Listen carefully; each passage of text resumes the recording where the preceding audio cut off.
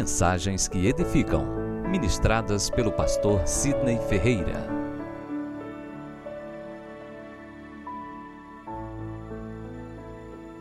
Meus amados, panorama do Antigo Testamento. Panorama é uma análise geral, é uma observação completa, sucinta, objetiva de todo o Antigo Testamento. Então nós vamos fazer essa viagem ao longo de toda a revelação do Antigo Testamento, que compõe a formação de 39 livros, ok? Primeiro vamos entender um mapa do mundo bíblico, não é? A gente fala da Bíblia, mas é interessante ter essa noção do tempo, do espaço, da região, dos lugares.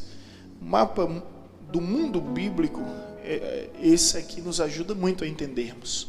O mundo bíblico está no norte da África, aqui está o Egito, aqui está a África, aqui é logo o Mar Vermelho, aqui entra a Terra Prometida, vocês estão vendo? Jerusalém, aqui é o oeste de todo o continente asiático. E também pega essa região aqui, que é o sul da Europa. Aqui tem o Mar Mediterrâneo, enfim. Aqui não dá para ver, o mapa não é tão preciso, mas tem o Rio Jordão, o Mar Morto, o Mar da Galileia, nessa região que se encontra em Israel. Esse é o cenário do mundo bíblico. Quando a gente estuda geografia, a gente vai entender que aí é o crescente fértil. É onde surgiu todas as civilizações. E essa região, ela é muito rica em questões culturais, em questões históricas.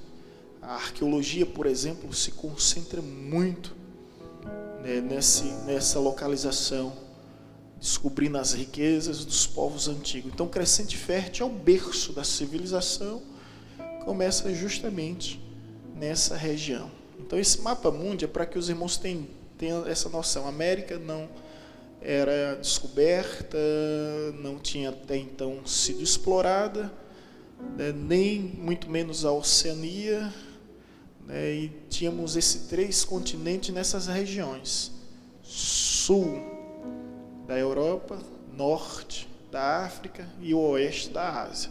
Israel está em que continente? Uma pergunta. Podem responder. Se alguém disser que está na América, eu mato agora. Se disser que está na Oceania, a gente excomunga. Muito bem, Israel está na Ásia, né? Justamente na Ásia, essa região da Terra Prometida aqui está na Ásia, continente asiático. Pois bem, conhecendo o mapa do mundo, vamos entender agora os livros do Antigo Testamento, ok? São quantos livros que tem no Antigo Testamento? Muito bem, seu Saulo, 10 para ele. Os livros do Antigo Testamento. Mas vamos entender melhor ainda. Vamos entender os livros do Antigo Testamento na ótica e na perspectiva de um judeu. Os livros do Antigo Testamento para os judeus são chamados Tenach. Esse Tenach é um acróstico.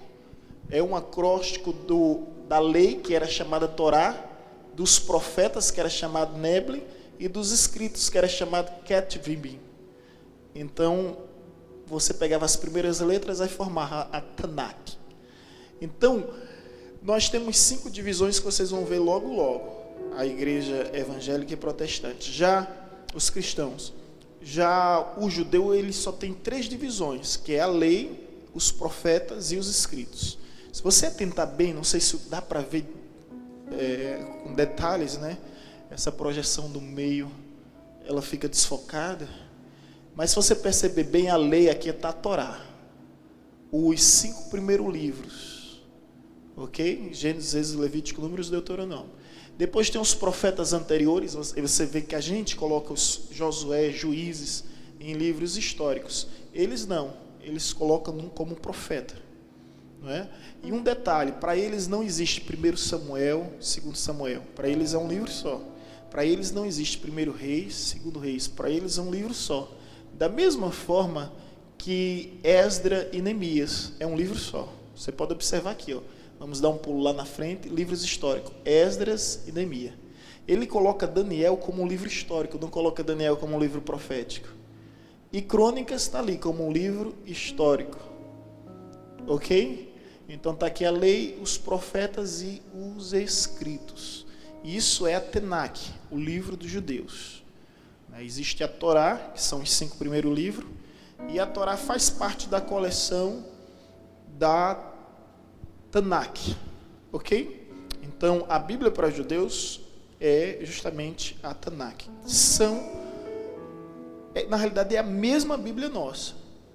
A quantidade de livros é bem menor, porque eles completam os livros, né? Ao invés de primeiro e segundo, eles consideram um só. Agora vamos ver a Bíblia dos cristãos, dos evangélicos.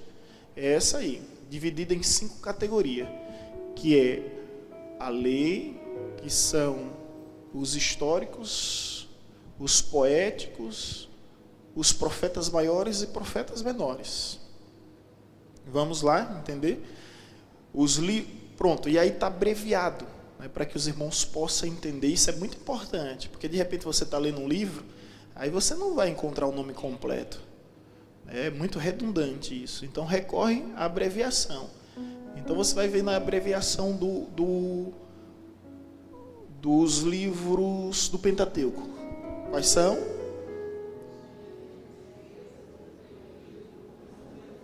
Gênesis, Êxodo, Levítico, Números e Deuteronômio. Depois vem os livros históricos. Quais são?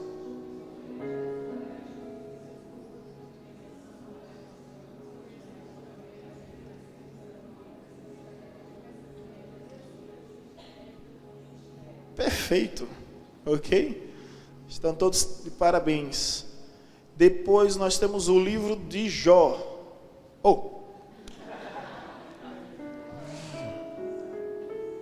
Nós temos os livros poéticos, né? Voltando um pouco, a lei, nós vamos explicar na realidade isso um pouco à frente. Torá significa lei, o Pentateuco é toda a lei em si. Depois vem os livros históricos, que é narrando a história. Depois vem os livros poéticos, livros de muita poesia. Jó. Ok, depois tem os profetas maiores e os profetas menores. Por que existem profetas maiores e menores? Uns são mais importantes do que os outros? Uns foram melhores do que os outros? Não é? A sensação que a gente tem logo no início, eu não sei se foi contigo, mas quando eu iniciei logo a caminhada cristã e lendo a Bíblia, profeta maior, profeta menor, eu pensei que os maiores eram os mais importantes. Foram os profetas de maiores destaque. Não. Essa divisão, ela tem um sentido de quem mais escreveu. Então os escritos maiores ficaram chamados de profetas maiores. Não eram os profetas maiores, eram os escritos maiores, entendeu? Os livros maiores. E aí nos livros maiores nós temos o quê?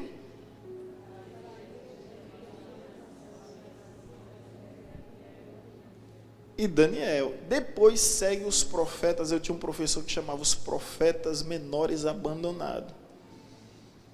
A gente mal lembra deles, né? Você lembra dele? Dos profetas? Vamos lá? Todos juntos, quais são os nomes deles?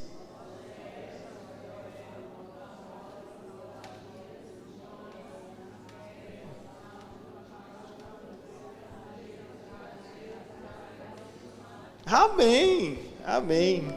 E quem consegue falar bem rápido, sem olhar? Oséias, Joel, Amós, Obadias, Jonas, Miqueias, Naum, Abacuque, Sofonias, Ageu, Zacarias, Malaquias. São os 12 profetas menores abandonados. Às vezes a gente não se importa muito com ele. Entendendo o Antigo Testamento dos judeus, entendendo o Antigo Testamento dos evangélicos, aí existe agora o Antigo Testamento dos católicos. É verdade. Os católicos é o canon do Antigo Testamento dos católicos. Os católicos têm quantos livros a mais no Antigo Testamento?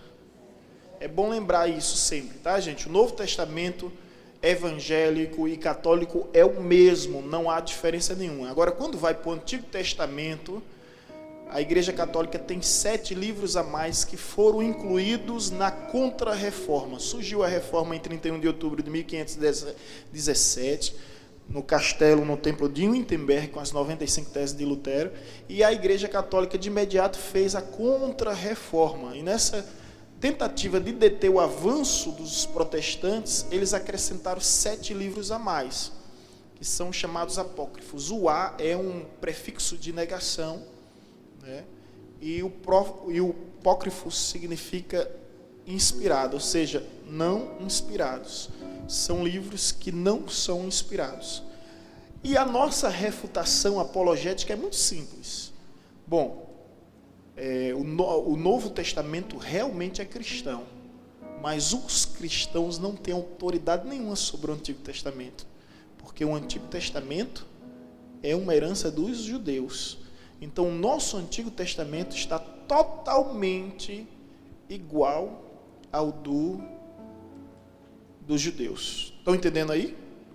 A única diferença é que os evangélicos preferiram os protestantes separar, né? Isso foi a igreja primitiva, separar Samuel, 1 Samuel, 2 Samuel, para não ficar um livro muito longo, ok? Eu tive a oportunidade de ver a Torá e tive a oportunidade de ver a Tanakh, e gostaria de sugerir aos irmãos que, se tiverem em Recife, procure o Recife Antigo.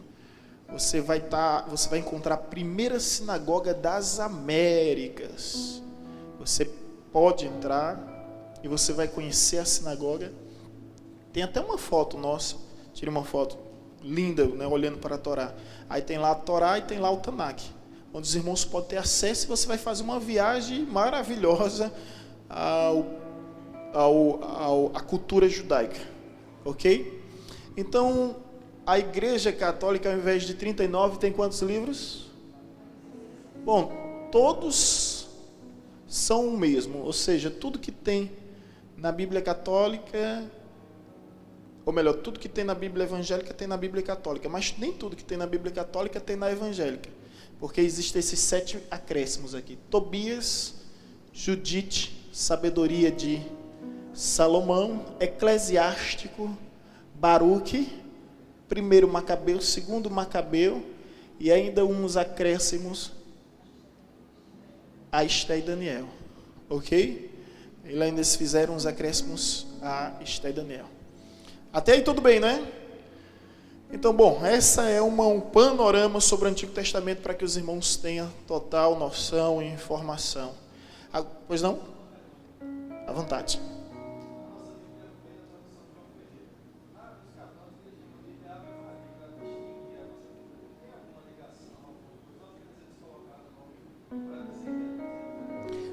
Não, são versões, realmente, são versões. E ele segue essa versão Ave Maria, que foi traduzida do latim para o português por sacerdotes católicos, entendeu? Quando a gente traduz também do grego e do hebraico para o português, que foi o caso de João Ferreira de Almeida, já era protestante, entendeu?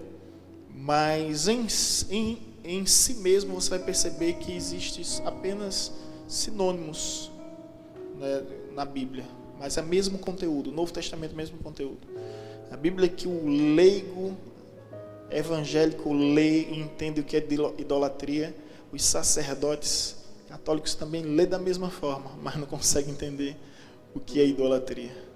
Entendeu? Até então, né? Existem os autógrafos, as cópias mais recentes, e a partir dali esses livros são os modelos ideais para tradução. Aí fazem as traduções.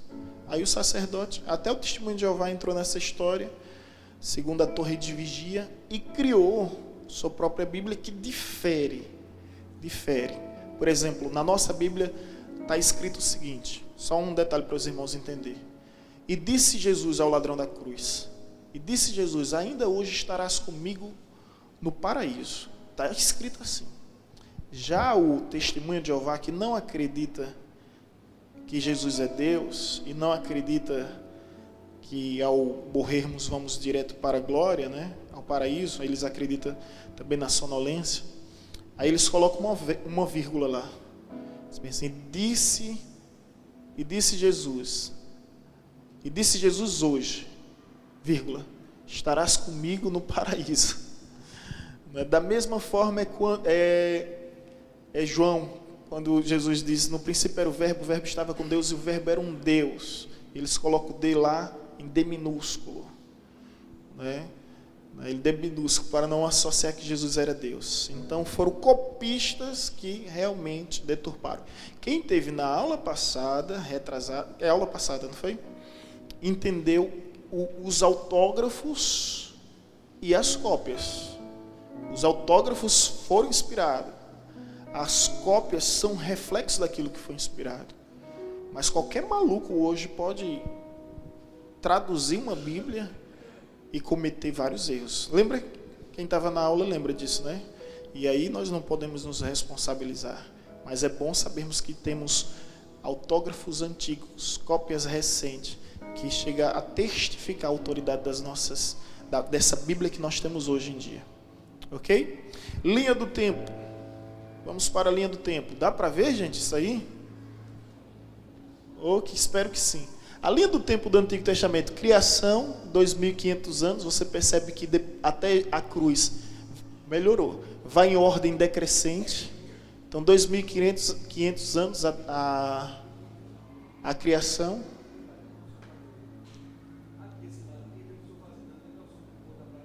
Aqui, né?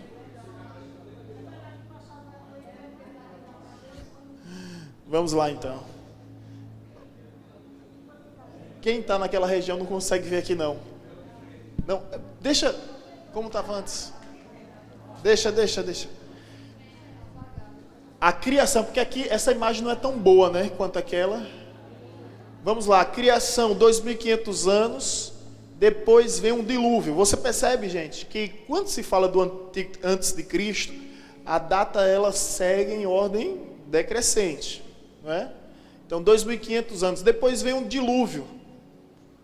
O dilúvio ocorre justamente nesse intervalo aqui de tempo, entre 2.500 a 2.000 anos.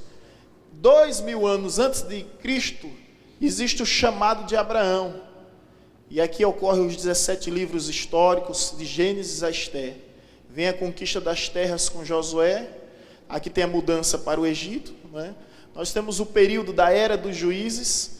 Era dos Juízes a gente encontra uma grande oscilação, o povo oscilante, subindo, descendo. Aqui nós encontramos antes, evidentemente, o Êxodo. Depois nós encontramos o reino unificado. Aqui nasce a monarquia, né, que começa os reis de Israel. Saul, Davi, Salomão, somente 3 reis tiveram o domínio total do reino. Depois houve o reino dividido. Depois Israel é destruído pelos babilônicos. Depois Judá é destruída. Depois vem o retorno do exílio com Esdras, com Neemias. E depois vem o fim da profecia. Esse período aqui é justamente os 400 anos em que Deus fica em silêncio. O período 0 aqui é justamente o nascimento de Cristo Jesus, a cruz. Então aqui é uma linha do tempo do Antigo Testamento para a gente entender melhor, né, toda a revelação de Deus ao seu povo. Deus fica em silêncio durante esse problema desse tempo aqui. Já não há mais profecia, não é? Sabe quando os pais ficam tão decepcionados com a gente? Isso já aconteceu com você? Eles ficam calados. Dói mais do que uma pisa, né, gente? A gente quer falar com eles, eles calados. Dói muito mais do que uma pisa. Ok, ordem cronológica dos livros. Vamos entender um pouco desse mistério. A Bíblia está escrita em uma ordem lógica, não é? Mas o que é uma ordem lógica? É para entendermos melhor. Deixa eu te explicar aos irmãos. O Antigo Testamento, o livro mais antigo, segundo os estudiosos, é o livro de Jó. A datação mais antiga é o livro de Jó. Interessante, né? No Novo Testamento, o livro mais antigo não é Mateus, é Marcos. Aí a pergunta se faz, e por que isso? Por que colocou Gênesis? Porque Gênesis, quando você abre, está lá escrito o quê? No princípio, criou Deus os céus e a terra. Então, é melhor ele ficar na frente. E Mateus, por que ficou na frente? Porque quando você abre Mateus, você vê logo a genealogia. Fulano gerou Cicrano, Beltrano gerou Betânia, e assim vai. Então, essa é uma ordem lógica. Mas a ordem cronológica é o tempo em que a Bíblia foi escrita. Nesse tempo, o que é que acontece? Olha só, essa é a ordem cronológica. Jó foi escrito antes ainda de Gênesis, né? Antes de Gênesis ser concluído, o livro de Jó já existia. Êxodo e Levítico foi escrito no mesmo período. Deuteronômio e Números foi escrito no mesmo período. Depois vem Josué, vem Juízes e Ruth. Depois vem 1 Samuel, 2 Samuel, onde o próprio Samuel escreveu. Durante esse período, 1 Reis, 2 Reis, embaixo começa a 1 Crônicas, 2 Crônicas. Ok? Lá em cima, quando o reino é dividido de Israel, tem um reino norte e o reino sul. No reino norte, que foi que o pessoal ficou mais distante de Deus, foram escritos o livro de Amós e de Oséias. No reino sul, nós temos Joel, Miqueias, Isaías, faltou a voz, Sofonias, Abacuque e Jeremias. Isso são os profetas escrevendo no reino dividido, né? Norte e sul. Depois, nas nações estrangeiras, Jonas escreveu, Naum, Obadias, Daniel escreveu e Ezequiel. Eles escreveram quando estavam aonde? Na Babilônia. Nesse período tem uns 70 anos de exílio, onde eles ficam isso. Mas voltando um pouco para aqui, durante o período de Saul, Davi e Salomão, Davi escreveu a maioria dos salmos, Salomão escreveu Provérbios, Eclesiastes e Cânticos. Aí passa os 70 anos do exílio, só tem Daniel e Ezequiel. Depois do exílio, o retorno, né, do cativeiro para a sua terra, aí vem Ageu, Zacarias e Malaquias. Né? Ainda depois de Malaquias, nós temos o livro de Esdras, de Neemias e de Esther. E aí, dá para ter uma ideia? Dá um tempo aí para você raciocinar e pensar. O que será bom através da apostila é que esse gráfico fica contigo, né? Aí você vai ter esse gráfico, a sua informação. Ok até aí? Faz todo sentido, né, gente? Faz todo sentido. Você vai ver Esdras e Neemias, está lá no início do Antigo Testamento. Mas no período que eles são escritos é no final. É depois do exílio da terra, onde a Síria, ela vence os babilônicos. Aí sim, Esté, como você sabe, se torna rainha e tal. Então tudo isso já passou. Quando Esté vem ser rainha, tudo isso já aconteceu. Entendeu até aí? Vamos prosseguir? Vamos lá. Ordem cronológica dos eventos. Da criação ao dilúvio, o que é que acontece? A pré-existência de Cristo. Antes de Adão e Eva havia vida e havia um mundo existente, qual nós chamamos da eternidade. Né? E nessa eternidade, João vai nos dizer em João capítulo 1, versículo 1. No princípio era o verbo estava com Deus e o verbo era Deus, todas as coisas foram feitas por ele e sem ele nada do que foi feito se fez. Então já existia um mundo, né, antes do Éden.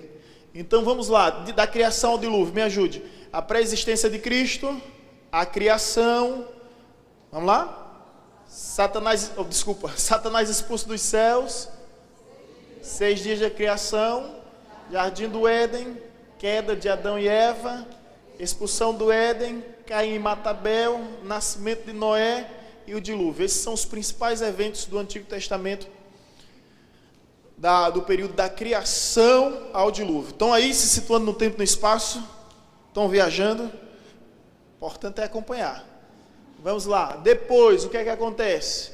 Do dilúvio aos patriarcas. A Torre de Babel. A Torre de Babel é construída por Nirod. Nirod é um neto, descendente de Noé, um neto de Noé. Nascimento de Abraão, Jó, Abraão torna-se, ou melhor, Abrão, né?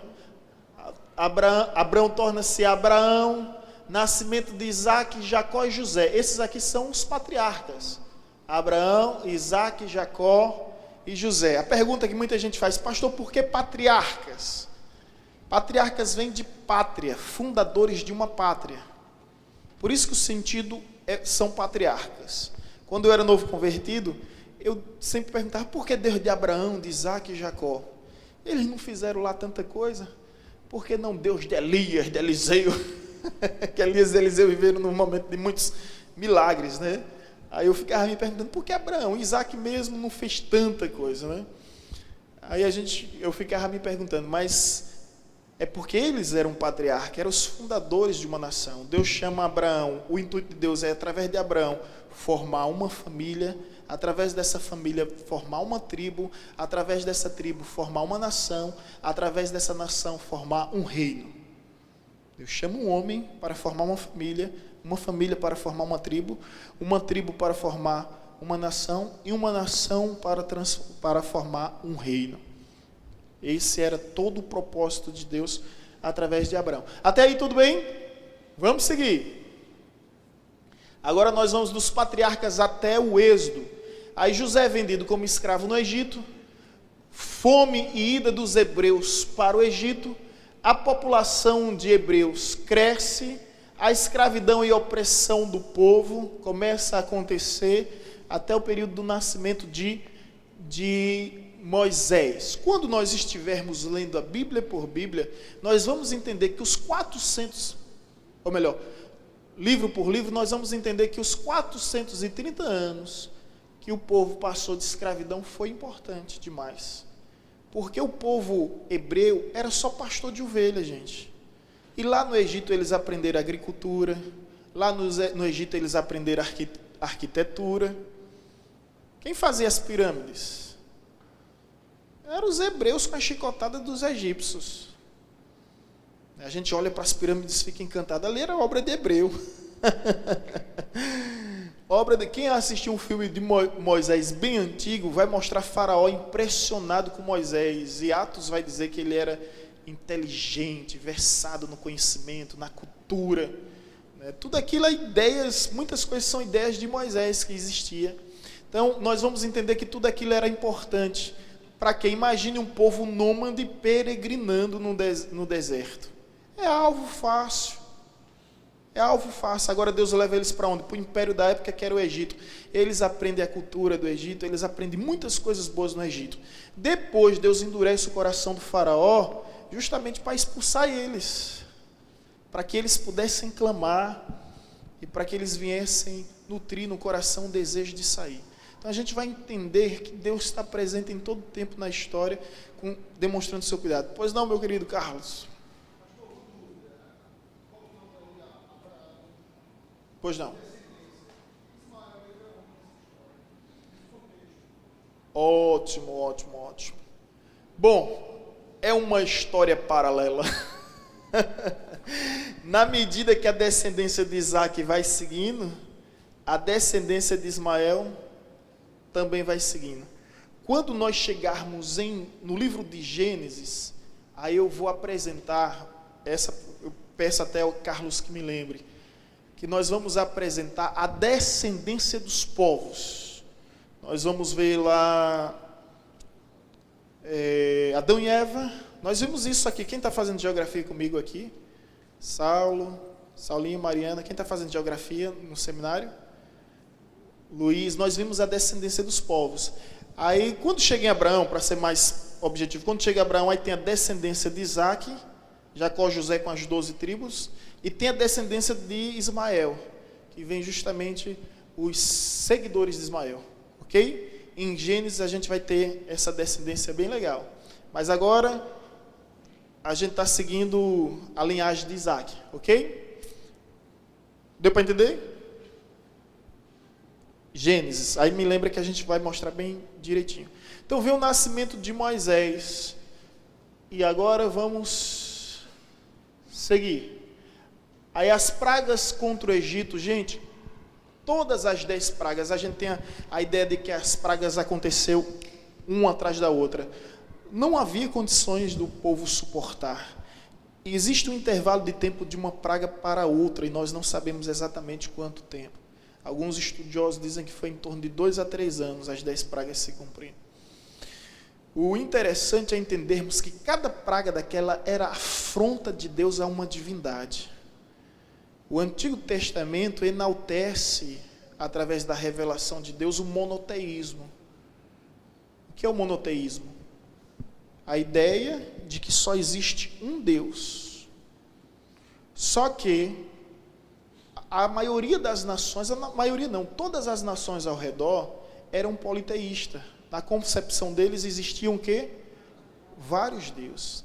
Haviam outras nações que eram etnoteístas, acreditavam que haviam muitos deuses, mas existia um que era mais poderoso do que os outros. Os egípcios, por exemplo, eles eram etnoteístas. Eles acreditavam que o faraó era o sucessor de uma divindade poderosa e que o faraó sempre seria protegido. Por isso que a 10ª praga é matar quem? O primogênito. Gente, ali, aquela 10ª praga, o intervalo de tempo faz com que a gente perca tanta informação. Isso aconteceu há tanto tempo atrás, né?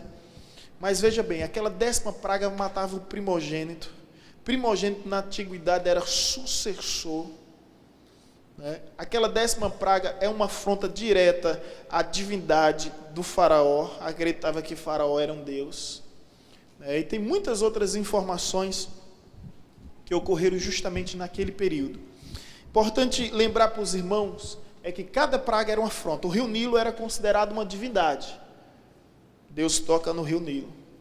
Depois, e assim sucessivamente ocorre, Deus tocando. Ok? Vamos seguir. Os hebreus são libertos e depois perseguidos, atravessando o Mar Vermelho, recebendo os 10 mandamentos. Israel vagueia pelo deserto por 40 anos. Deixa eu explicar um pouco aqui. Deus separa um representante de cada tribo, que forma justamente 12 pessoas, e os convoca para espiar a terra. Eles estão espiando a terra. Eles passam 40 dias espiando a terra. Só que vem 10 entre eles, desanimando o povo, contaminando o povo. Cuidado, gente, isso é sério. Aqui eu já não estou lecionando, estou ministrando. Quem tem aula comigo sabe quando eu digo isso. Isso é muito sério. Você vê como a contaminação é terrível. 10 vem contaminando. A terra é grande, a terra é boa, mas existe gigante e nós somos feitos como gafanhoto. Nós vimos lá que era em Israel, quando nós fomos, que é necessário realmente 2 ou 3 homens para carregar cacho de uva. A Vanessa tirou uma foto, não sei se vocês viram. Era o que, filho, ali? Repolho, o coentro enorme, repolho, o que mais? Tomate cereja, tamanho de tomate normal. Como essa terra é abençoada. Viu? Nós vimos lá, e é enorme. Oi? Pimentão, era enorme. Terra bem abençoada. E as uvas mesmo eram necessárias dessa forma. E aí vem Josué e Caleb. Olha, eles são grandes, eles são fortes, mas nós temos Deus a nosso favor. Deus ficou tão chateado que Deus disse o seguinte: os 40 dias que vocês passarem espiando a terra vai se transformar em 40 anos. E somente Josué e Caleb vai entrar na terra prometida. Um dia eu recebi uma ministração há muito tempo da parte de Deus que existe, escute bem isso, existe o tempo Kairos. Esse tempo do relógio é o tempo Cronos, mas existe o tempo Kairos. É o tempo em que as portas estão abertas. Se você não passar, ela se fecha. E depois que ela se fecha, não há quem abra. Lembra de Noé? Tempo Cronos. É o tempo do homem. Noé, dizem que levou mais de 100 anos para construir aquela arca, viu? Tempo Cronos. Ele esperando. Quando chega o tempo de Kairos, Deus diz: fecha. Quando Noé fechou por dentro, Deus fechou por fora. O povo batia desesperado. Gente, imagina essa cena. O povo clamando: Noé, pelo amor de Deus, batendo nas portas. Abre essa porta, Noé. Noé não podia fazer nada. Tempo Cronos, tempo do homem, tempo Kairos, o tempo de Deus. Deixa eu lhe dizer uma. Quando Esaú vendeu a bênção da primogenitura, ou melhor, trocou com um prato de lentilhas, tempo Kairos de Deus se fechou. Quando o tempo Kairos se fechou, a Bíblia diz, nem com lágrimas ele conseguiu o arrependimento, o perdão. Gente, o povo está vindo do Egito, 430 anos de sofrimento. Passam 10 dias espiando a terra, 12 homens. Aí vem 10, desanima todo o povo. Eu fico impressionado, né, com essa situação do nível de pessoas mais desanimadas serem maiores. O nível de pessoas sempre é assim, já percebeu? Sempre é mais pessimista do que otimista, né? Em tudo que é lugar, sempre é mais pessimista do que otimista. E Josué e Caleb entendeu. Deus disse, com exceção, porque Deus sempre honra o seu, com exceção de Josué e Caleb, eles vão entrar na terra prometida. Mas todos vocês, isso é forte demais, perecerão nessa terra. Agora eu estou ministrando aqui, ó, eu não sei o que eu estou falando, mas a palavra de Deus vai se adequando a cada contexto, a cada situação, a cada vida, e você está sabendo o que é tempo Cronos e o que é tempo Kairos. Tenha cuidado, porque se essa porta se fechar do tempo Cronos, do tempo Kairos, o tempo oportuno, nunca mais ela se abre. Isso é sério. E aí você já viu aquele ditado que diz, existem 3 coisas que não voltam atrás: palavra proferida, lança desferida e a oportunidade perdida. Não volta atrás. Então a gente tem que entender quando é o tempo Kairos de Deus. Quando é o tempo Kairos de Deus, o que tiver que viver, viva, o que tiver que fazer, faça. Busque aquilo, porque depois você não vai ter mais essa oportunidade. E a Bíblia está repleta de inúmeros exemplos, né? Tem apenas alguns. Ok? Então, ó, vagueia 40 anos. Meu Deus. É muito tempo, gente. E o detalhe, permita-me voltar aqui ao mapa. O detalhe é que o Egito, olha só, aqui é o Egito, né? Para a terra prometida, é uma estrada de 11 dias. Eles descem ao Sinai, fica rodeando aqui, ó, andando em círculo. 40 anos. Desculpa, perdão, de novo. Ó, o Egito, daqui do Egito, a terra prometida, 11 dias, desse ponto a esse. Eles atravessam o Mar Vermelho aqui, aí desce, aí fica rodeando, andando em círculo. A Bíblia diz 40 anos andando em círculo. Aí depois sobe, atravessa o Jordão e chega na terra prometida. Gente, andar em círculo, sabe? Se atrás de um objetivo e não conseguir nunca alcançá-lo. Quando 11 dias se transforma em 40 anos. Murmuração. A bênção está tão perto, mas você está murmurando. Você está murmurando, você está murmurando, você está murmurando. Aí Deus, espera aí. Eu não vou levar você para a terra que mana leite e mana mel, não. Sabe por quê? Só valoriza a água quem já viveu no deserto. É forte, né, gente, isso? Só valoriza a água quem já viveu no deserto. Eu vou ensinar vocês a dar valor às coisas da vida. Aí tome privação. Aí quando o povo entra na terra da promessa, o povo entra agradecendo, louvando, adorando. O povo ia entrar na terra da promessa murmurando, gente. E entrar na terra resmungando. Eita, povo. Gente, o povo tinha saudade das cebolas do Egito. Eu acho que não tinha o que falar. Né, para falar das cebolas, que saudade, o povo comendo maná. A Bíblia nos diz que maná era o alimento dos anjos e Deus estava oferecendo ao povo, e o povo com saudade das cebolas do Egito. Imagina o bafo, né? Ok, vamos voltar. Ordem cronológica. Ok, seguindo. Canaã até o reinado de Saul. A conquista e a divisão de Canaã. Josué conquista, divide. Israel torna-se uma nação. O nascimento de Sansão, um grande juiz. Saul torna-se o primeiro rei. O reinado de Davi. Davi mata Golias, Davi se torna rei. Davi com Betseba. E a rebelião de Absalão, seu próprio filho. Nós conhecemos bem a história. Salomão torna-se rei, Salomão pede a Deus sabedoria, a construção do templo, o declínio da... Agora eu estou prejudicando a turma daqui, né? O declínio de Salomão, e a nação de Israel divide-se, o reino em duas partes, Judá ao sul e Israel ao norte. Neste período há uma sucessão de reis, muitos eram maus, uns poucos eram louvados. Durante este tempo Elias realizou seu ministério, Jonas pregou em Nínive, Roma foi fundada, o templo foi restaurado, e tudo isso ocorreu nesse período. Deixa eu dizer uma coisa, os períodos de milagres na Bíblia, a Bíblia é um livro de milagres, mas você não vê milagre o tempo todo.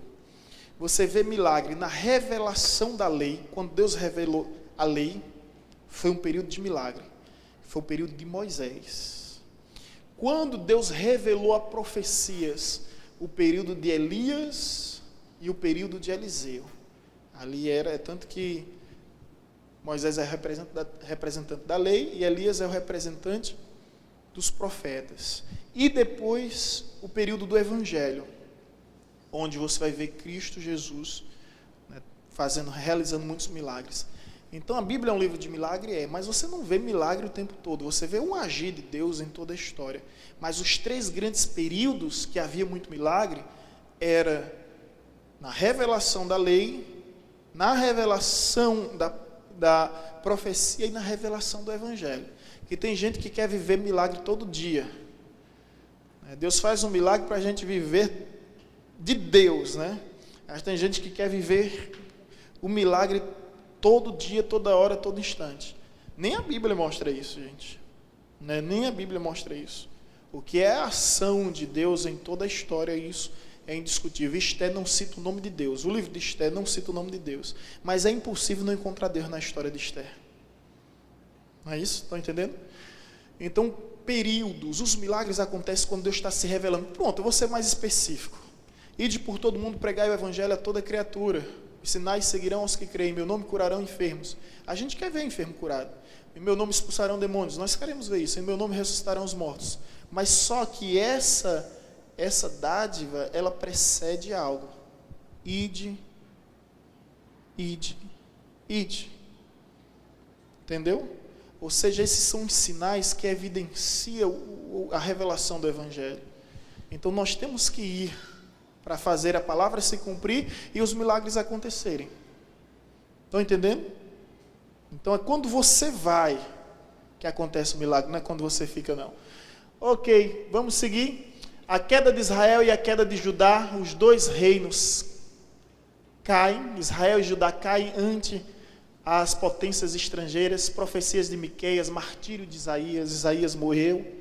Nascimento de Jeremias, nascimento de Daniel, profecias de Zacarias, nascimento de Ezequiel e a pregação de Jeremias. Grécia torna-se potência mundial, Roma torna-se a potência mundial, e Deus fica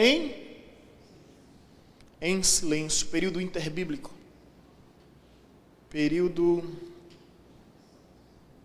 em que Deus fica 400 anos de silêncio. Deus não se comunica nada com o seu povo durante esse período. É período interbíblico, também é período intertestamentário, entre os testamentos. Ok? Agora, pergunta a se fazer, que a gente aqui está vendo um panorama do Antigo Testamento. Informações básicas para que a gente possa entrar no Pentateuco e depois irmos livro por livro. A credibilidade do Antigo Testamento. Podemos acreditar no Antigo Testamento? Oi? Desculpa aí, viu, gente? Foi erro do copista. Aí, ó, quem fez a cópia cometeu um erro. Oi? Abreviando, né? Obrigado. Qual a credibilidade que nós temos do Antigo Testamento? Podemos confiar no Antigo Testamento? Por que isso é importante? Porque no primeiro século surgiu um homem chamado Marcion, e ele criou uma seita chamada marcionista. E essa seita, eles não acreditam no Antigo Testamento. E ela influencia muitas igrejas, como por exemplo o Verbo da Vida. Existia o Verbo da Vida em Campina Grande, a gente obteve essa informação, que eles só iam para a igreja com o Novo Testamento. Para eles o Antigo virou arcaico, retrógrado, obsoleto, e não faz nenhum sentido. Nós explicamos na aula anterior que o Antigo e o Novo Testamento são duas autoridades. O Antigo é como se fosse o primeiro. Eu tinha até um professor que dizia: nunca diga velho, porque velho é sua mãe, é sua avó, e ficava bravo. O certo seria ainda Primeiro Testamento e Segundo Testamento, mas o Antigo é porque veio primeiro, não significa que deixou de existir. Muitas coisas não faz mais sentido, mas o Novo sem o Antigo é sem sentido, e o Antigo sem o Novo é incompleto. Repito, o Novo sem o Antigo é sem sentido, e o Antigo sem o Novo é incompleto. Então, um precisa do outro. Ok? Então, podemos confiar? Podemos, porque o próprio Jesus autenticou o Antigo Testamento. Como? Jesus cita a criação do universo, Jesus cita a criação do homem, a existência de Satanás, o dilúvio, a destruição de Sodoma e Gomorra. Jesus cita a revelação de Deus a Moisés na sarça, a dádiva do maná, a experiência de Jonas. Ele compara com uma tipologia. Como Jesus era Deus manifesto em carne, ele conhecia os fatos e não podia se acomodar com as ideias errôneas e, ao mesmo tempo, ser honesto. Seu testemunho deve, portanto, ser aceito como verdadeiro, ou ele deve ser rejeitado como mestre religioso. Então, o próprio Jesus menciona em todo tempo o Antigo Testamento, ok? E ainda existem paralelos entre lições do Antigo Testamento e lições que se confirmam no Novo Testamento, como amar a Deus sobre todas as coisas. É uma revelação que se perpetua.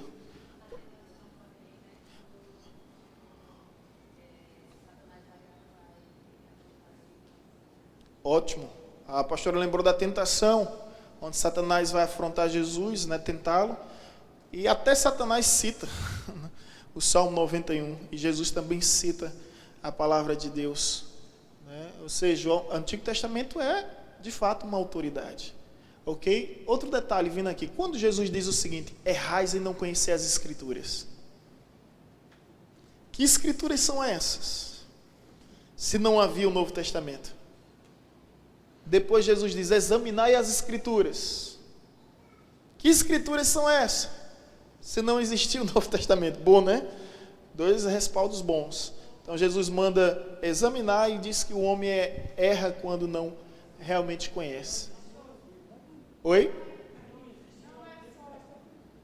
Não existiu o Novo Testamento. Tudo que eles tinham era o Antigo Testamento. Entendeu? O Novo Testamento vem surgir 50 anos depois da morte de Cristo. Quer dizer, 50 anos depois da era de Cristo. Então isso seria em torno de 17 anos. Entendeu? Jesus viveu 33, 17 anos depois, a idade de 50, eles começam a escrever. Pois não?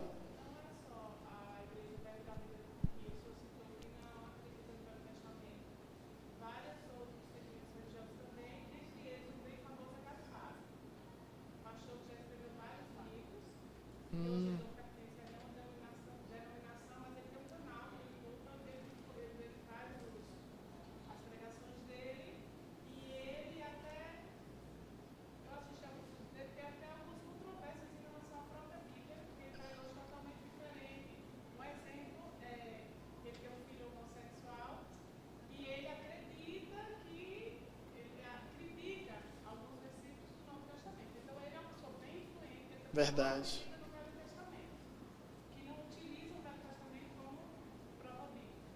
Verdade. Boa observação, irmã. Não é somente a igreja Verbo da Vida que ressuscitou o espírito de Marcion. Muitos também ressuscitaram. Qual é o problema de Marcion? Na primeira igreja, no primeiro século da igreja, ele não acreditou na ortodoxia, que a Bíblia é a palavra de Deus. Ele acreditava na ortodoxia e no liberalismo. A aula passada nós vimos isso, não foi? Que a Bíblia contém ou pode tornar-se a palavra de Deus, mas não necessariamente é a palavra de Deus.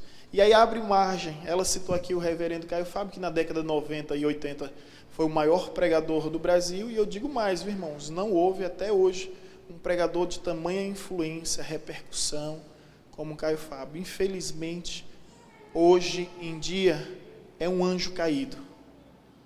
Assim como os anjos caíram, ele hoje defende fornicação, Hoje ele defende, ele usa bebida, ele até ironiza. Hoje eu vou beber não sei quantas. E o pior é que ele defende o homossexualismo. E se você for perceber, a oratória, gente, um detalhe, ele não perdeu. A oratória ele não perdeu. Eu costumo dizer, os dons são irrevogáveis. Você não perde o dom. O diabo também não está interessado em tirar teu dom. Você canta bonito, continue cantando. Você prega bem, continue pregando. Ele quer tirar o seu testemunho. Porque o domínio do pecado na vida de quem evangeliza anula o poder do seu testemunho. Não tem efeito, né? Não tem efeito. Ok? Então, obrigado, irmã. Vamos seguir provas. Sim, podemos acreditar no Antigo Testamento por causa das provas arqueológicas e históricas. Gente, aí somente na apostila para vocês entenderem. Mas o que eu posso explicar é que muitas descobertas arqueológicas, artefatos antigos, né, elas ratificam e corroboram para a veracidade do Antigo Testamento. Existem muitas informações e depois nós deixaremos acesso dos irmãos que fala sobre esse período do Antigo Testamento. Flávio José é um historiador judeu, já é uma prova extra-bíblica da existência, mas ali tem as tábuas de Nusem, que fala sobre as regiões, né, enfim, são inúmeras descobertas. E a história antiga também vai falar sobre povos, regiões, lugares em que a Bíblia foi escrita, ok? Então, de fato, o Antigo Testamento ele não é questionado. Todos acreditam na sua autoridade histórica. Podem duvidar e questionar sua autoridade espiritual. Aí é uma questão de fé. As Escrituras possuem integridade. O que é isso? Integridade etnológica ou racial. Todas as afirmações bíblicas sobre raça têm sido demonstradas corretas ao longo do tempo. Integridade cronológica, o intervalo de tempo, está tudo certo. A história universal confirma isso. Integridade canônica, ou seja, existe uma vara, a palavra canônica é vara, um parâmetro para avaliar se esses livros são dignos ou não de ser considerado inspirado por Deus. E era se o profeta tinha vida, se o profeta realmente tinha comunhão com Deus. Existem vários detalhes em relação à canonicidade. A aceitação pela igreja em toda a história cristã dos livros incluídos nas Escrituras, hoje possuímos, representam o endosso da sua integridade. Exemplares do Antigo e Novo Testamento impressos 1488 e 1516 depois de Cristo, concorda com os exemplares atuais. Portanto, a Bíblia como possuímos hoje já existia há 400 anos passados. Ok? Então, as Escrituras possuem integridade. A inspiração do Antigo Testamento, nós cremos que de fato o Antigo Testamento foi inspirado. A autoridade do Antigo discorre da inspiração divina. O próprio Senhor Jesus Cristo reconhece e a declarou mais de uma vez. Quanto à transmissão do texto sagrado, permanece este intacto. A revelação divina por meio das Escrituras foi preservada por todos os povos e por todas as eras. Deus prometeu que sua palavra subsistiria para sempre. A autenticidade dos textos bíblicos está acima de qualquer suspeita, ok? Sua inspiração, o Antigo Testamento, né? Quando a Bíblia diz lá no Novo Testamento, 2 Timóteo 3,16, diz o seguinte: toda escritura é inspirada por Deus, é divinamente inspirada por Deus. Que escritura era aquela, quando Paulo escreveu? O Antigo Testamento. O Novo Testamento ainda não existia. Quando em 2 Timóteo ele cita isso, toda escritura é inspirada por Deus, ele está se referindo ao Antigo Testamento. Olha o que Pedro fala: mas os homens santos de Deus falaram inspirado pelo Espírito Santo. Que homens são esses? O Antigo Testamento. Ok? Movidos pelo Espírito Santo. Então essa inspiração, provas da inspiração bíblica do Antigo Testamento, sua inerrância. São 39 livros e não há erros, né? Não existe erros. São suas profecias. Gente, você sabia que mais de 300 profecias acerca de Cristo estão no Antigo Testamento para se cumprir na vida de Cristo? Sua unidade, você pega os escritos de Moisés com os escritos de Davi, com os escritos de Isaías, todos estão falando de um só objetivo, ok? Os manuscritos do Mar Morto, pronto. Mesmo assim, até agora você tem dúvida da autoridade da inspiração da Bíblia. Ei, escute. Os escritos do Mar Morto, nós tivemos nessa região, na caverna de Qumran, ano passado. E lá em 1947 foram encontrados escritos do Antigo Testamento pela seita dos essênios, que se escondia nas cavernas, como eremitas em busca da sua espiritualidade. Lá foram escritos fragmentos, foram encontrados fragmentos do livro de Isaías, de Jeremias, de vários livros. O mais antigo que foi encontrado foi a bênção sacerdotal. Então, a grande descoberta data dos rolos do Mar Morto, a origem dos manuscritos do Mar Morto. A autenticidade dos escritos, os autógrafos, o método de cópia dos manuscritos, a credibilidade de todos esses manuscritos. Aqui, ó, o texto mais antigo que dispomos atualmente é um fragmento do livro de Números, capítulo 6, versículo 24 e 27, a bênção sacerdotal. Então, a caverna de Qumran, gente, é a prova extra-bíblica de que a Bíblia é, de fato, a palavra de Deus. Eu não sei se vocês estão entendendo. Se você estiver conversando com um cético e ele perguntar, você acredita que a Bíblia é a palavra de Deus? Você vai dizer, sim. Ele vai perguntar, por que você acredita? Aí você vai dizer, porque Jesus disse que era. Aí ele diz, mas Jesus está na Bíblia. Mas porque todos os profetas disseram que era a palavra de Deus. Mas porque era na Bíblia. Então na Bíblia. Ele vai perguntar a você, me dê uma prova científica, uma prova extra-bíblica. Você pode usar Flávio Josefo, que foi um historiador judeu, que escreveu naquela época, e que cita Jesus e que cita muitos fatos bíblicos. Mas mesmo assim não autentica a autoridade da Bíblia. A maior confirmação que nós temos são as cavernas de Qumran, os pergaminhos do Mar Morto. Gente, escute bem, quando encontraram isso em 1947, olha o efeito que ele trouxe à história. Em 1947 eles foram encontrados. Quando pega os livros que estão lá 600, não sei quantos anos antes de Jesus, e compara esses livros, que tem mais de 2000 anos de história, com os atuais, eles ficaram impressionados. Não havia discrepância, não havia despautério nenhum. Estavam tudo idênticos. E eles chegaram a uma conclusão que somente uma obra de Deus pode fazer isso. E preservou muito tempo esses pergaminhos, que é pele de carneiro, muito tempo por causa da região do Mar Morto, onde a grande quantidade de sal preserva e evita a deterioração e toda a ação do tempo para depreciar o material. Estão entendendo até aí? Agora, olha o efeito na história. Em 1947 foram descobertos isso. Sabe o que acontece em 1948? Israel volta a ser nação.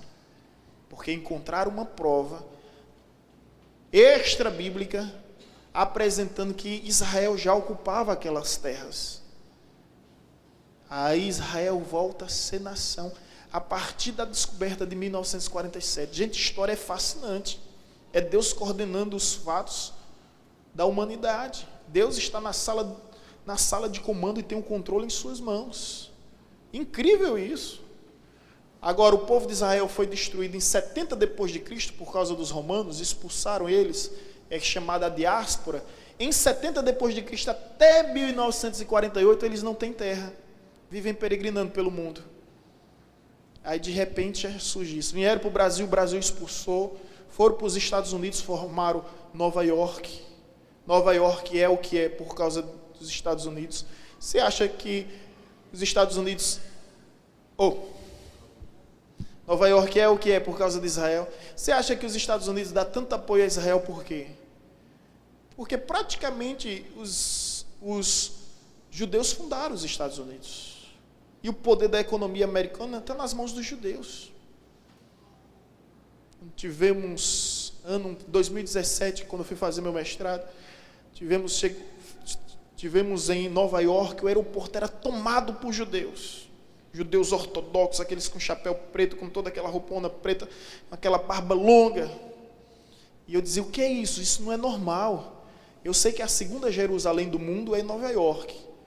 para os judeus, mas isso não é normal. No outro dia, Donald Trump vai à TV aberta anunciar que vai transferir a embaixada americana de Tel Aviv para Jerusalém. Nós estávamos lá e vimos essa repercussão de perto, toda essa repercussão. Ok? Eu quero concluir agora fazendo uma apologética ao Antigo Testamento. Como assim? Muita gente questiona algumas informações do Antigo Testamento. Por exemplo, diz que o Antigo Testamento permite a escravidão de pessoas. E agora, você crente, como você ia refutar isso? Muita gente, não acredito porque o Antigo Testamento permitia a escravidão de pessoas. Deixa eu dizer uma coisa, realmente permitia. Agora existiam leis específicas para a escravidão. Deus se revela no tempo e na história de acordo com as épocas e com os momentos. A escravidão naquela época era comum, só que a escravidão naquela época não era semelhante aos nossos dias, não. É comprovado que ainda existe no mundo 30 milhões de pessoas sendo escravas. Ainda, no mundo de hoje, ainda existem pessoas escravas. E a história mostra que brancos escravizaram negros e negros escravizaram também brancos. Quando você vai analisar a escravidão na ótica bíblica, olha a refutação, gente, presta atenção. Você vai perceber que não era raça, não era cor que determinava, mas era o poder aquisitivo. Quem tinha dinheiro mandava. A rainha de Sabá era negona. Salomão, quando botou os olhos nela, se apaixonou. Ela tinha escravo de tudo que era região naquela época. Algo comum naqueles períodos. Agora é o seguinte, se você for ler o Pentateuco, falando sobre escravidão, você vai perceber o seguinte, algumas informações. O escravo poderia trabalhar 7 anos. Depois ele poderia ser livre, se ele quisesse. Se ele desejasse permanecer na casa do seu senhor, ele furava a orelha. Era considerado um escravo de orelha furada, aquele que estava não mais pelo dinheiro, mas pelo prazer. Deus, na época que estabeleceu a lei, o escravo trabalhava de domingo a sexta. Sábado a ordem era o quê? Nem tu, nem teu servo, nem tua serva, nem estrangeiro trabalharás. O sentido melhor bíblico que eu diria de uma refutação não é que a Bíblia prova a escravidão, mas naquela época existia a servidão. As pessoas eram servas uma da outra. A Bíblia proíbe a venda de pessoas, a Bíblia não era a favor. Isso existia no Egito, mas a Bíblia não era a favor. Um servo, um escravo judeu, vivia bem melhor do que um cidadão brasileiro que recebe um salário mínimo. Isso que é escravidão. Acaba recebe um salário mínimo, tem que pagar aluguel, tem que pagar água, tem que pagar energia, tem que fazer feira. Escravidão é essa que a gente está vivendo. E aí? Tem razão. Isso que é escravidão.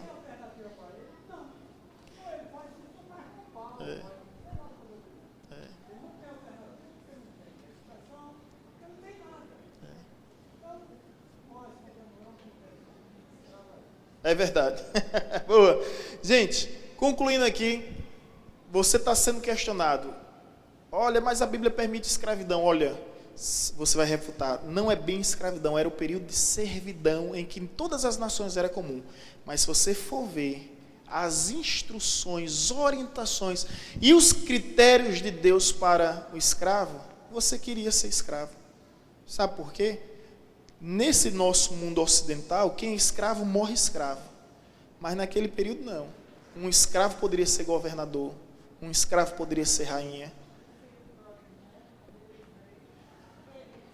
Ótimo, dona Maria José. Né? O missionário Maria José que me ajudou. O filho pródigo, quando ele está comendo as alfarrobas, comidas de porcos, ele diz, não, eu vou voltar para a casa do meu pai, até os servos do meu pai, os escravos do meu pai, têm uma vida mais digna, têm uma vida mais justa. Então, eu diria o seguinte, a Bíblia não defende escravidão. O que havia naquele período era momento de servidão, por questões econômicas, não por questões de raça, não por questões de... Gente, os asiáticos não são louros de olhos azuis não, viu? Não pense não que são louros de olhos azuis, né? Pois não?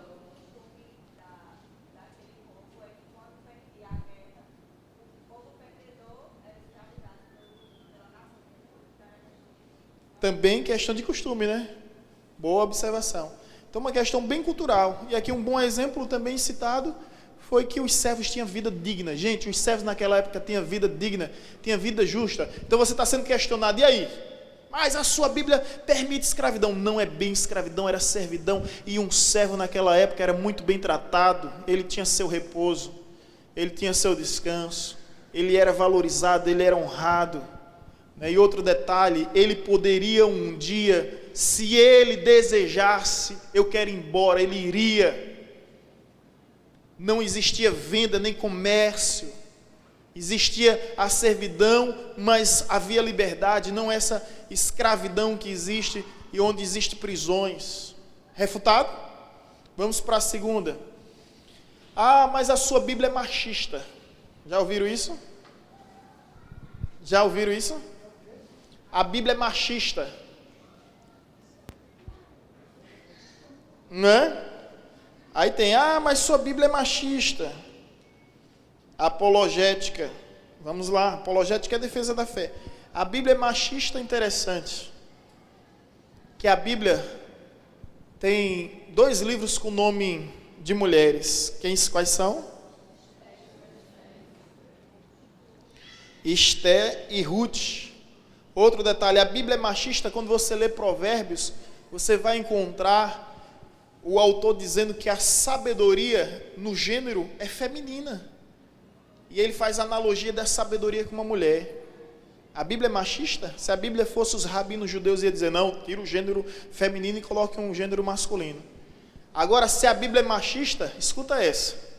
Se a Bíblia é machista e ensina o ódio à mulher, por que existia a circuncisão masculina e não existia a circuncisão feminina? Se a Bíblia é machista e ensina o ódio à mulher, porque todos os homens israelitas ficaram debaixo da liderança de uma juíza chamada Débora.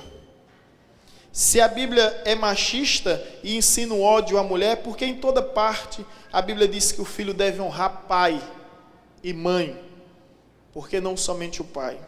Se a Bíblia é machista e ensina o ódio à mulher, porque o propósito original de Deus para com o casamento é de um homem e de uma mulher, sempre a monogamia e nunca a poligamia. Se a Bíblia é machista e ensina o ódio à mulher, porque nela não há nada parecido com as filosofias explicitamente machistas e preconceituosas dos gregos, dos egípcios, dos babilônicos. Se a Bíblia é machista e ensina o ódio à mulher, porque não há nenhuma ordem claramente preconceituosa. Se a Bíblia é machista e ensina o ódio para a mulher, porque ela diz que quem encontra uma esposa acha o bem e que a mulher é a coroa do seu marido. Se a Bíblia é machista e ensina o ódio à mulher, porque diz: quem manda embora sua mãe é o filho que traz vergonha e desonra.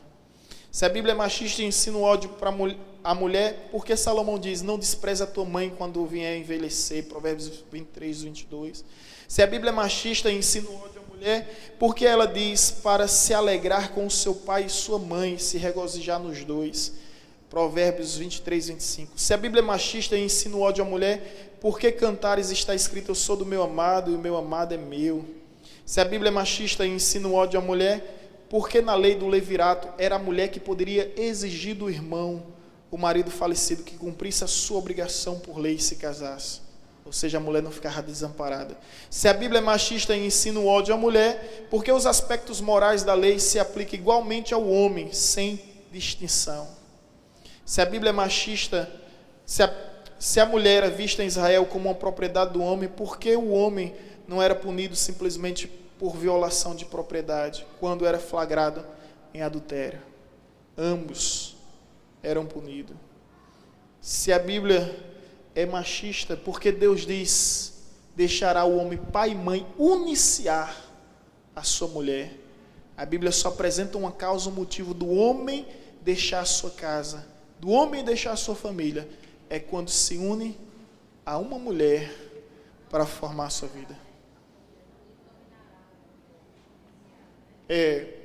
Justamente, unir a mulher, não dominar a mulher. Se a Bíblia é machista, porque a Bíblia diz: e Deus fez homem e mulher segundo a sua imagem. Talvez essa seja a melhor refutação, né? Então, gente, se você for questionado: sua Bíblia é machista, você vai dizer: não, quando eu abro minha Bíblia, eu leio lá: Deus fez homem e mulher à sua imagem. Se minha Bíblia fosse machista, minha Bíblia ia dizer: e Deus fez o homem à sua imagem e semelhança. Mas a Bíblia diz: Deus fez homem e mulher à sua imagem e semelhança. E se a pessoa insistir, você lembra ela do que Santo Agostinho disse: a mulher não foi feita da cabeça do homem para que não viesse dominar o homem. Não foi feita dos pés para que não viesse ser dominada, pisada pelo homem. Foi feito da onde? Da costela, que se encontra ao lado, próximo, debaixo do braço para ser amparada e perto do peito para ser amada, né? Do lado, não na frente, não atrás, não de cima e não de baixo. Onde é que está a costela? Então, se o camarada insistir, você lembra do que Santo Agostinho disse. Agora deixa eu só encerrar aqui dizendo: Charles Spurgeon falou sobre a Bíblia para uma hinduísta. Aí a hinduísta chegou para ele e disse bem assim: certamente foi uma mulher que escreveu sua Bíblia, não foi? Aí Charles Spurgeon disse: não. Mas por que a pergunta? Ela disse: porque eu até agora nunca vi um livro valorizar tantas mulheres como a Bíblia. Aí, se o camarada insistir em machismo, mas você diz bem assim: então traga o Alcorão, traga o Bhagavad Gita dos budistas, coloque ele com a Bíblia, com os 66 livros, e veja como a mulher é valorizada, veja como a mulher é honrada. Pois não, Rodrigo?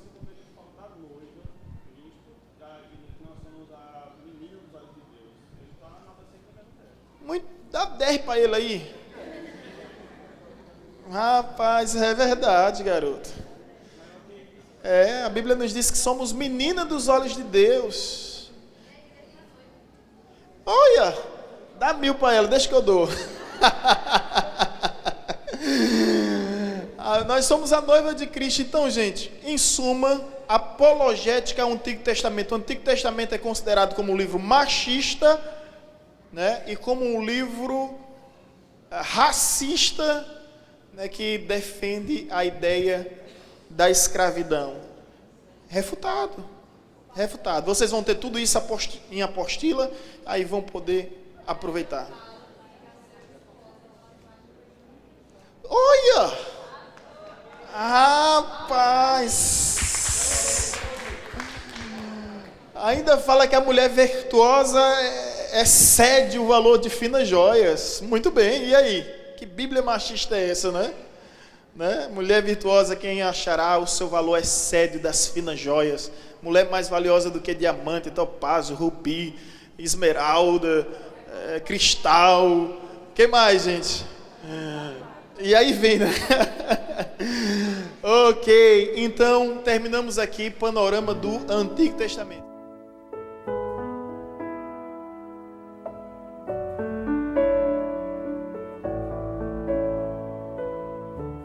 Você acabou de ouvir uma mensagem ministrada pelo pastor Sidney Ferreira, da Igreja Batista Evangelizadora.